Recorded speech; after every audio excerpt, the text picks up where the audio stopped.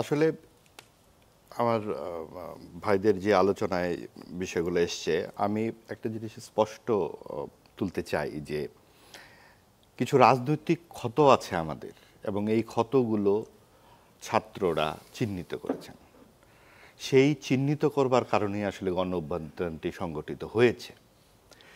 যেই আওয়ামী লীগ যেই ১.৫ দশক ধরে একক নির্বাচন করলো ১৪, ১৮, ২২-এ, এই নির্বাচনগুলো তারা একবার রাতের বেলা করলো, একবার নিজেরা নিজেরা করলো, আর একবার দামি প্রার্থী দিয়ে করলো।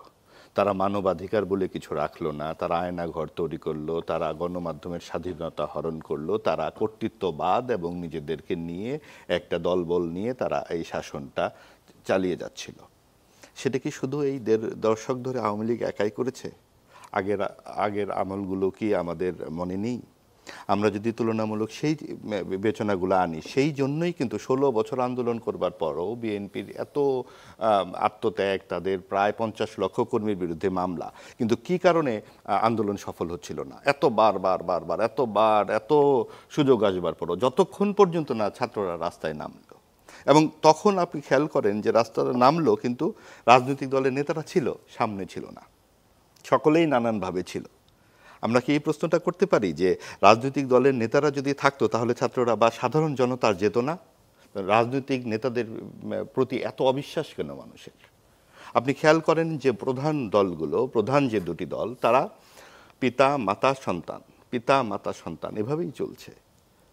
শুধু রাজনৈতিক দলের প্রধানরা কেন সংসদীয় আসনে যান? এই দায়টা কাকে দিতে চান আপনি? রাজনৈতিক দলের নেতাদেরকে দিতে চাই। মানে আস্থাহীনতা কিভাবে তৈরি হলো? আস্থাহীনতা তাদের ভেতরের যে একনায়কতান্ত্রিক মানসিকতা, যেই একনায়কতান্ত্রিক মানসিকতা রাজনৈতিক দলে থাকে, সেই মানসিকতা রাষ্ট্রের উপর চেপে যায়, এবং রাষ্ট্র যখন এইভাবেই চলতে থাকে তখন কিন্তু মানুষ এক ধরনের নির্বিকারত্বের দিকে চলে যায়, রাজনীতি বিমুখ হয়ে পড়ে।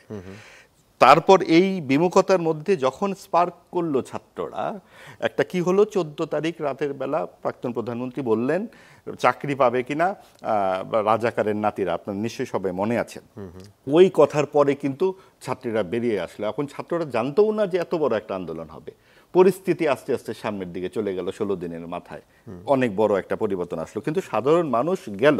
যেই প্রশ্নটা আপনি করলেন যে জিনিসপত্রের দাম বেড়ে গেছে, তখন ঐক্য দেখেনি, এখন ঐক্য দেখেনি, নানান সময়, এখন কেন দেখছি? এখন দেখছি কারণ হচ্ছে রাজনৈতিক দলের নেতারা বুঝতে পারছেন যে একা এটা সামলানো যাবে না। মানুষের যে বিরাট একটা আশা, উচ্চাশা তৈরি হয়েছে নেতাদের প্রতি, রাজনৈতিক দলের প্রতি, সেই জন্য তারা একসাথে হচ্ছেন বিভিন্ন পরিস্থিতির অ্যানালাইসিস করে। আচ্ছা আচ্ছা।